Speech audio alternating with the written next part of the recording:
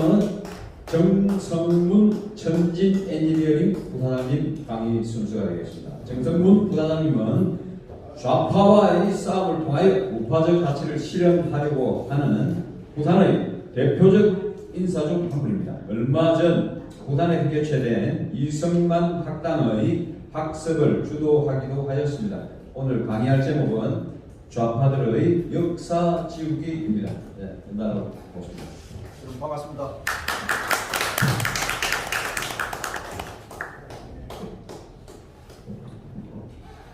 좋은 자리에 말할 수 있는 기회를 주신 우리 사회시민 시민연합에 감사의 말씀을 드립니다. 아까 최재일 대표님 말씀하셨던 용어 정리 중에서 제가 말씀하려고 제 이야기를 좀 하도록 하겠습니다. 보수라는 단어를 우리가 사용하지 않아야 됩니다. 자유, 우파, 우파하는 것이 좋습니다. 왜냐하면 보수에서 진보로 넘어갑니다. 보수에서 진보로 넘어가면 진보의 반대말이 보수로 다시 돌아와야 되는데 진보의 반대말이 어디로 가느냐면 반동으로 갑니다.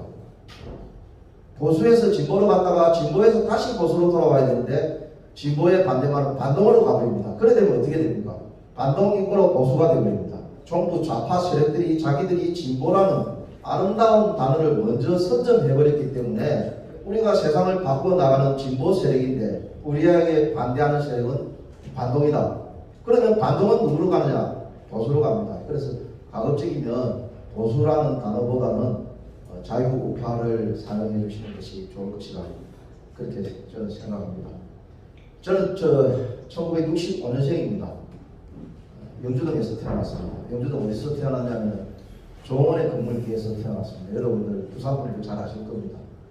중앙청 흉내낸 서울의 한국은행을 흉내낸 그 건물입니다.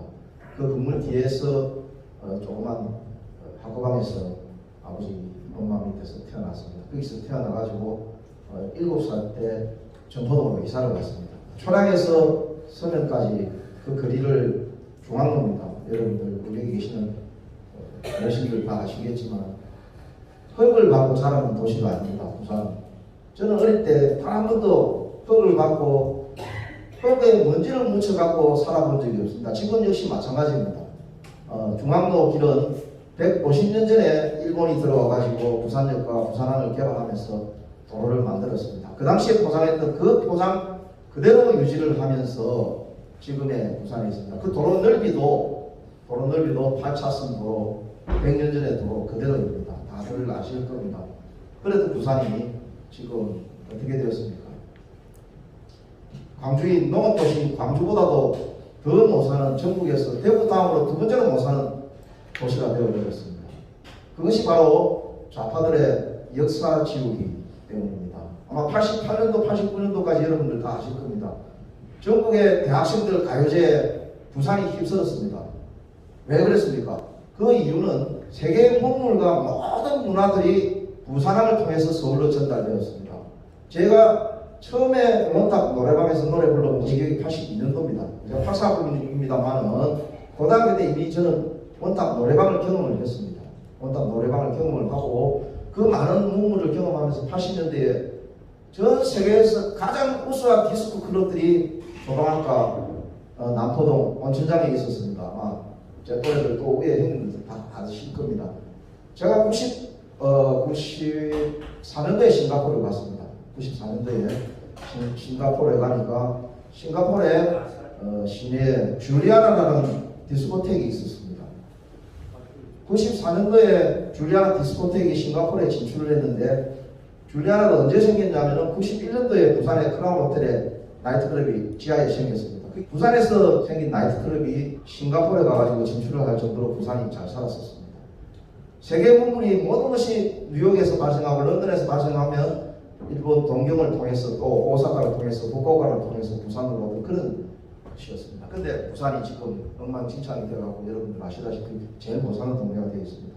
저는 그 용두산 공원을 알고 자랐습니다만 용두산 공원이 문화공원이었는데 60 몇 년동 용두산 공원으로 명칭이 바뀐 걸로 저는 알고 있습니다. 그래서 저 어릴 때 아버지 엄마 손을 잡고 용두산 공원에 올라가가지고 비둘기 모여줬던 기억이 있는데 이승만 대통령이 6.25 전쟁 때 부산에 임시 수도를 정리하고 계시면서 부산을 발전을 시킬 수 있는 계기가 되었는데 그 운암공원을 60년대에 모 세력이 이름을 바꿔가지고 운암을 역사로 지었습니다. 그리고 63년도에 또 화폐 개혁을 하면서 환에서 원으로 바꾸면서 지폐를 다 바꿨습니다. 어릴 때 부산 대파트에 여기 보면은 2층에 우표 같은 거 수집하는 가게가 있었습니다. 거기 가면 제 기억에 이승만 대통령 사진이 있는 지폐를 구경했던 기억은 있습니다. 이승만 대통령을 전부 지워버렸습니다. 그리고 지금 우리나라의 지폐에는 대한민국과 아무 관계없는 인물들이 들어있습니다. 물론 이순신 장군 여러분들 존경하고 세종대왕 존경하는 인물입니다. 율곡 이선생 존경하는 인물들입니다. 그 사람들 대한민국하고 무슨 관계가 있습니까? 그 사람들은 대한민국과 아무 관계없는 조선시대 사람들입니다. 조선은 10%의 양반 밑에서 한 30% 정도 되는 상민과 60% 정도 되는 노비로 구성된 농노제 봉건 노비국가였습니다. 왜 그 봉건 노비국가의 그 사대부 그리고 또 봉건 왕조를 우리가 존경하면서 그 사람들 지폐를 보고 살아야 됩니까? 이거는 정말 잘못되었습니다. 92년도에 김영삼 대통령이 취임을 했습니다. 취임사에서 무슨 얘기를 했느냐? 어떤 동맹도 민족보다 나을 수는 없다. 이렇게 얘기를 했습니다. 국가는 민족으로 구성되는 것이 아닙니다. 국가는 생각이 같은 국민으로 구성되는 것이 국가입니다. 왜 우리가 때려 죽여야 될 공산당을 민족이라는 이름으로 그놈들과 같은 생활을 해야 됩니까? 전두환 대통령까지 해서 공산당들을 완전히 작살을 냈습니다. 작살을 내갖고 바닥에 엎드리게 만들었던 것을 김영삼 대통령이 좌파가 스며들었습니다. 좌파가 스며들어갖고 상당 합당이라는 허울로 갖고 들어와가지고 대통령이 되었습니다. 33% 대통령이죠. 대통령이 되어갖고 종북 좌파 주사파놈들을 끌어올려갖고 지금의 이 잘못된 나라를 만들었습니다. 악의 단초는 김영삼이 시작했습니다, 여러분. 김영삼이가 제대로 된 지도자였으면 지금 부산은 싱가포르 같은 그런 도시국가로서 옛날에 그 이스탄불, 비잔티움 같은 로마 같은 그런 도시국가가 되었을 것인데 김영삼이 지 대통령 되겠다는 대통령병에 의해서 이 부산 시민들을 거지로 만들어갖고 지금 여러분들이 고통 속에 살고 있게 만드는 것입니다. 중앙청을 김영삼이 95년도 폭파시켰습니다. 대만 총독부가 있고 만주 관동군 사령부가 있었고 많은 만주국이 있었고 또 필리핀에도 일본 일제가 진출했던 기록들이 있습니다. 버마에도 역시 남아 있습니다. 1930년대부터 40년대가 일본은 지금 미국 같은 대제국이었습니다.